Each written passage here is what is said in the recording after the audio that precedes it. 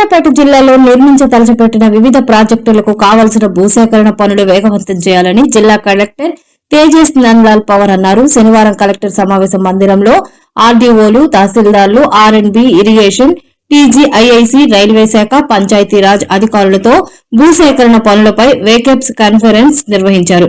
ఈ సందర్భంగా కలెక్టర్ మాట్లాడుతూ ఇరిగేషన్ ప్రాజెక్టులు, రైల్వే ప్రాజెక్టులు, ఇండస్ట్రియల్ డెవలప్మెంట్ ప్రాజెక్టులు మరియు వివిధ అభివృద్ధి పనులకు అవసరమైన భూసేకరణ మరియు పెండింగ్ లో ఉన్న భూసేకరణ పనులు త్వరితగతిన నిర్ణీత సమయంలో పూర్తి చేయాలని కలెక్టర్ ఆదేశించారు.